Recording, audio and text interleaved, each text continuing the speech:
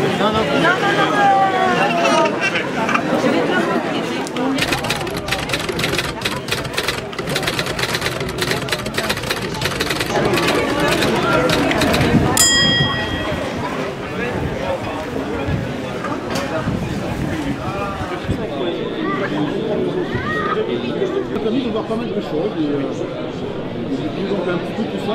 Alors l'origine du salon de Figeac vient du fait que nous sommes des auteurs auto-édités, que nous faisons des petits salons, enfin des salons dans les régions, et il nous a semblé qu'il manquait quelque chose à Figeac, puisque depuis des années déjà, il n'y a plus de salon du livre à Figeac.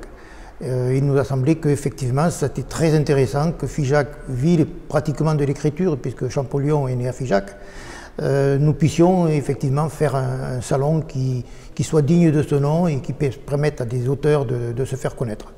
Monsieur Trichet qui était là l'année dernière et qui avait eu un prix.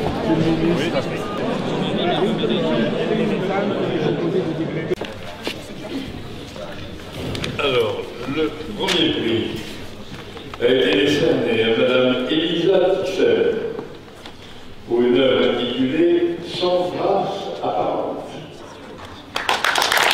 Je crois que je ne peux pas vivre sans écrire. J'ai toujours un stylo à la main, j'écris pour mon métier, j'écris dans ma passion. Voilà, il faut que j'écrive parce que sinon, quelque part, au plus profond de moi, quelque chose ne vivra pas ou mourra.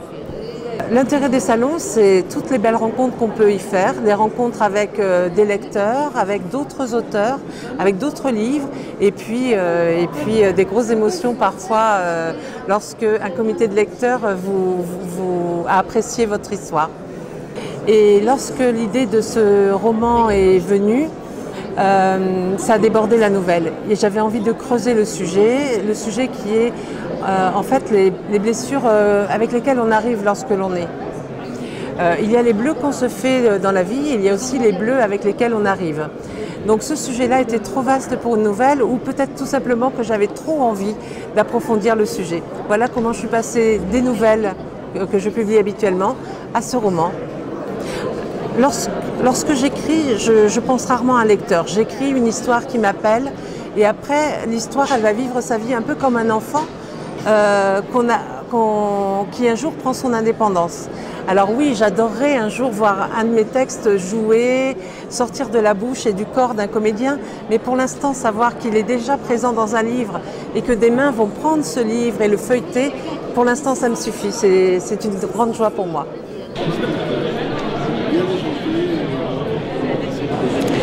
Alors, je participe au jury de lecteurs de la ville de Figeac, dans un premier temps parce que je suis passionnée par la lecture, et ensuite j'ai envie de connaître le monde des auteurs, le monde des éditeurs.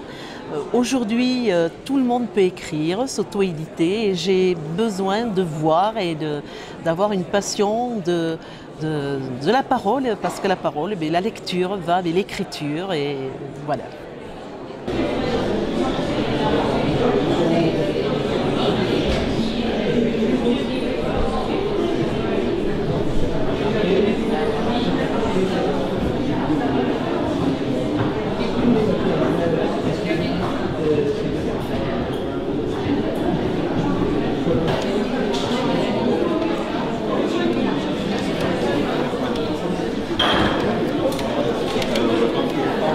Pourquoi je suis lecteur pour ce salon littéraire? C'est déjà parce que j'aime la lecture et aussi parce que je me fie rarement aux quatrièmes de couverture ou aux critiques professionnelles. Il me semble que la critique d'un lecteur ordinaire, d'un lecteur moyen, va plus intéresser le lecteur potentiel pour être motivé par la lecture d'un livre. Ce qui m'intéresse dans la lecture, c'est plus le fond que la forme. Si les deux sont réunis, c'est le paradis. Mais déjà qu'au moins le fond soit quelque chose d'intéressant. Ah d'accord.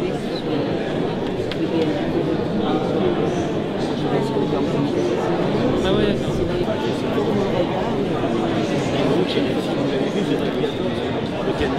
L'espagnol. Parce que donc ferrocarril, ça veut dire chemin de fer. En espagnol. Voilà, oui, j'écris des romans jeunesse. J'écris des romans jeunesse Les deux que j'ai publiés à ce jour se situent en Afrique noire, plus précisément au Bénin, au Togo. Voilà, je suis, je peux dire, un amoureux de l'Afrique depuis longtemps. C'est un continent où j'ai voyagé, où j'ai même résidé. Oui, ce livre, c'est une façon pour moi de retourner en Afrique, effectivement. Oui, c'est une façon pour moi de me replonger dans des souvenirs extrêmement forts, extrêmement puissants. Hein, c'est des souvenirs de jeunesse d'abord. Hein. Et effectivement, à cause de ce décalage culturel, de ces découvertes quand même très spectaculaires qu'on fait. Hein.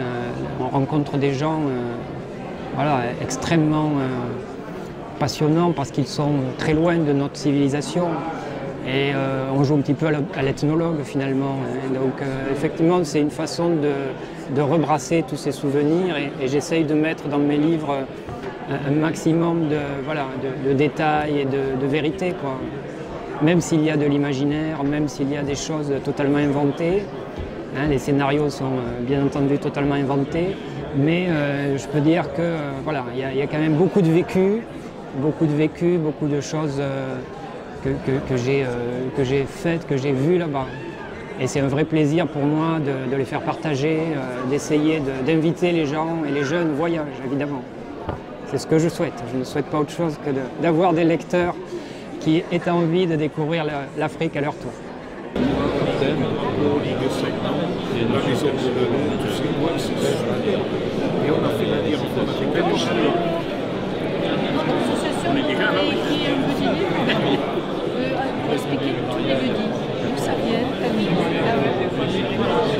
Et beaucoup d'auteurs nous demandent de venir, puisque cette année encore, nous avons 75 auteurs, et nous en avons quand même refusé déjà 50.